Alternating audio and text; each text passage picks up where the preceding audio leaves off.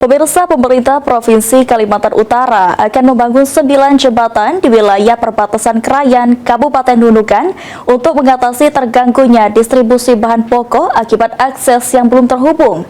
Pembangunan ini menjadi bagian dari upaya memperkuat konektivitas dan membuka akses ekonomi masyarakat di wilayah pedalaman.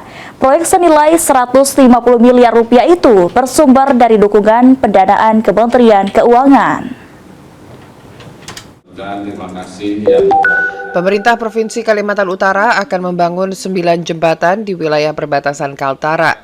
Pembangunan tersebut terpusat di Kecamatan Krayan, Kabupaten Nunukan. Proyek ini bertujuan untuk memperkuat konektivitas antar kecamatan dan mempermudah distribusi kebutuhan pokok masyarakat. Pembangunan jembatan menggunakan dana sebesar 150 miliar rupiah yang didukung oleh Kementerian Keuangan. Gubernur Kalimantan Utara Zainal Apaliwang menyebut selama ini wilayah perbatasan Krayan memiliki banyak sungai yang belum terhubung jembatan. Kondisi tersebut menyebabkan aktivitas masyarakat dalam distribusi sembako sering terhambat.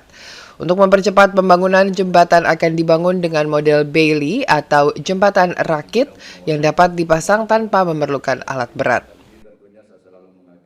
9 atau 8 jembatan ya. Karena yang saya usulkan jembatan Binuang ternyata itu dari Balai Jalan sudah ada anggarannya, sehingga kita sudah bersurat ke Kementerian Keuangan untuk yang 150 miliar ini untuk membuat jembatan-jembatan yang memang tidak ada jembatannya. Kita tahu di wilayah Krayan itu banyak sungai-sungai yang tidak ada jembatannya, itu yang kita akan buat. Berarti khusus di Krayan aja Pak? Khusus di Krayan, ya. Target pembangunan jembatan akan dimulai pada awal tahun 2026 mendatang. Rencana ini telah melalui pembahasan dengan pihak Kementerian Keuangan di wilayah Kalimantan Utara.